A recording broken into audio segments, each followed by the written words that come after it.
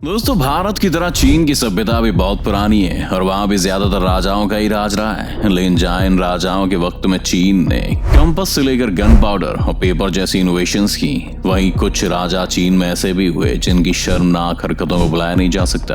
अपने एंटरटेनमेंट के लिए लोगों को मरवाने से लेकर हजारों औरतों के हरम में रखने तक इन राजाओं ने क्या क्या किया, आइए हम जानते हैं आज की इस वीडियो में। तो बस अंत तक बने रहिएगा हमारे साथ। लेकिन वीडियो शुरू होने से पहले अगर आप चैनल पर नए हैं या आपने अभी तक चैनल को सब्सक्राइब नहीं किया तो चैनल को सब्सक्राइब करना और बेल आइकॉन दबाना ना भूलें। गाओ यांग। सबसे पहले हम जिस राजा की बात करना चाह रहे हैं वो था गाओ यांग, जिसने 529 से 559 AD तक राज किया। गाओ नॉर्दर्न चाय एम्पायर का राजा था और उसके शुरुआती वक्त में इस एम्पायर ने काफी तरक्की हासिल की।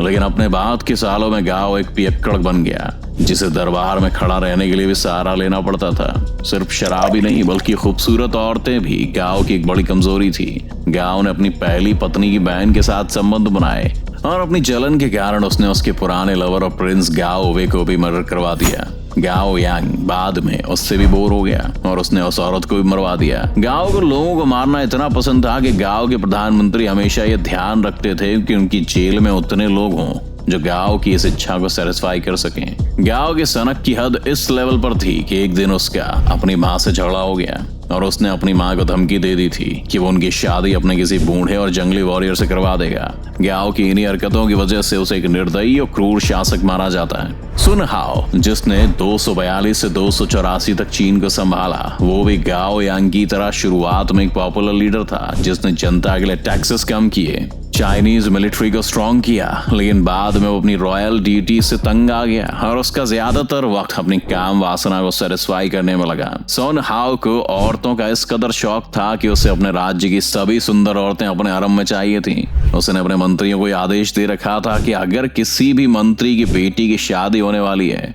तो उसे पहले सुन हाओ के सामने पेश किया जाएगा। अगर वो लड़की सुन हाओ को पसंद आ जाएगी तो शादी तोड़ दी जाएगी और वो लड़की सुन हाओ के हरम की मेंबर बन जाएगी। सुन हाओ की सनक का अंदाजा आप इस बात से भी लगा सकते हैं कि जब भी सुन हाओ कोई पार्टी ऑर्गेनाइज करता था तो उसमें आए सभी लोगों को शराब पीनी पड़ती थी। कई बार सुन हाओ ने अपने मंत्रियों को सिर्फ इसलिए मनवा डाला क्योंकि वो उसकी पार्टी में शराब नहीं पी रहे थे। जब सुन हाओ के दो बेटे सुन ही और सुन बा आपस में लड़ने लगे तो इस मामले से निपटने के लिए उन्हें सुन ही को मौत की सजा दे दी और सुन बा को देश से बाहर निकाल दिया ताकि उसे खुद इस मामले को सुलझाना ना पड़े। लूजी। एम्परर ल्यूजी का करियर सिर्फ 1 साल का था। उन्हें 364 AD में राजा बनाया गया था, लेकिन ल्यू को हमेशा ये डर लगा रहता था कि कोई उसकी गद्दी उससे एक दिन छीन लेगा। इसीलिए ल्यू ने अपने रिश्तेदारों से लेकर अपने सभी भाइयों की हत्या करवा दी। ल्यू ने अपने बेटों को भी नहीं बख्शा और उन्हें भी रास्ते से हटवा दिया। इसके साथ साथ जो भी लोग पिछले राजा के प्रति वफादार थे उनका भी यही अश्नु हुआ। जहाँ ल्यू अपने मेल रिलेटिव्स को रास्ते से हटाया जा रहा था, वहीं उसे अपनी फीमेल रिलेटिव्स के साथ सोने में कोई परेशानी नहीं थी। अपने अंकल ही माँ को मारने के बाद उसने उनकी पत्नी के साथ भी संबंध बनाए। इसके साथ साथ लू का अपनी सगी बहन लू शुयू के साथ भी अफेयर था, जिसे उसने अपने 1 साल के राज के बीच कई रॉयल प्रेजेंट से नवाजा। लू का काम एक तरह से काम वासना से भरा हुआ नजर आता है। लू के राजमहल में ओपन ग्रुप सेक्स पार्टीज बहुत कॉमन हो गई थी जिसमें लू खुद कई बार शिरकत किया करता था। लू की इन हरकतों के कारण लू के एक दूसरे अंकल ने उसे मरवा दिया और इस राज को खत्म किया। वू ज़ेशियान। वू ज़ेशियान चीन की अकेली ऐसी औरत थी जो राजगद्दी तक पहुंची। वू जैसे क्रूर औरतों के किस्से इतिहास में लेकिन कम ही मिलते हैं। वू ने अपनी ही बेटी को मौत के घाट उतार कर इसका इल्जाम तब के राजा एम्परर वांग पर डाल दिया, जिसके बाद एम्परर वांग को उसने खुद से शादी करने पर ब्लैकमेल किया। इस शादी के बाद वांग को एक दिन वू ने खूब शराब पिलाई और फिर जहर देकर मार डाला। इसके बाद वू के हाथ में चीन की कमांड आ गई और उसने अपनी पावर को बनाए रखने के लिए सत्ता के सभी दावेदारों को रास्ते से हटाना शुरू कर दिया, जिसमें उसने करीब 15 अलग अलग फैमिलीज की सभी जनरेशंस को खत्म किया। वू ने चीन में एक सीक्रेट पुलिस का नेटवर्क भी खड़ा किया जो उसे उसके दुश्मनों की खबर दिया करता था। वू के पास भी अपना एक मेल स्लेव के हरम था जिसमें सैकड़ों मर्द रहा करते थे। इन मर्दों में से 2 यंग लोगों को उसने अपने दरबार चलाने की जिम्मेदारी भी दी थी और इन लोगों ने इस दरबार को एक चूहे के अड्डे में बदल दिया जहाँ शराब से लेकर वैश्यावृत्ति चला करती थी।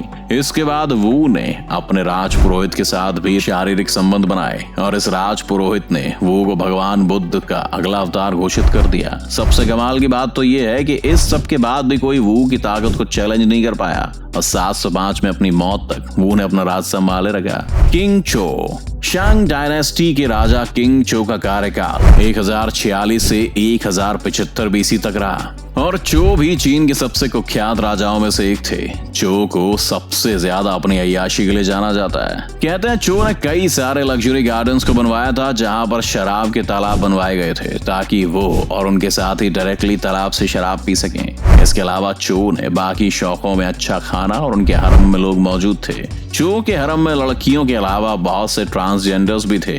कई बार चो जब अपने दोस्तों के साथ होता था तब वो अपने हरम में से किसी लड़की और एक ट्रांसजेंडर को आपस में संबंध बनाते हुए देखने का शौक रखता था।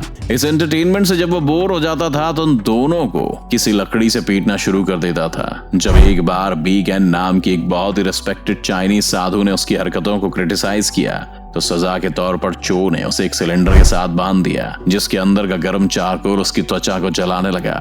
तो ये थे चीन के कुछ सबसे क्रूर और अय्याश शासक। एक पुराना अंग्रेजी का कथन है, the power corrupts and absolute power corrupts absolutely. इस कथन को कभी अगर हमें सार्थक रूप से समझना हो तो ये सभी शासक इसके उदाहरण के रूप में जरूर सामने आएंगे। क्या आपको भारत में हुए ऐसे कई राजाओं के किस्से भी सुनने? अगर हाँ तो हमें कमेंट सेक्शन में जरूर बताएं। उम्मीद है आज की वीडियो से आपको काफी कुछ सीखने को मिला होगा। अगर आपको वीडियो पसंद आए तो वीडियो को लाइक करें और अगर आप इस चैनल पर नए हैं तो जाने से पहले चैनल को सब्सक्राइब करना भी ना भूलें।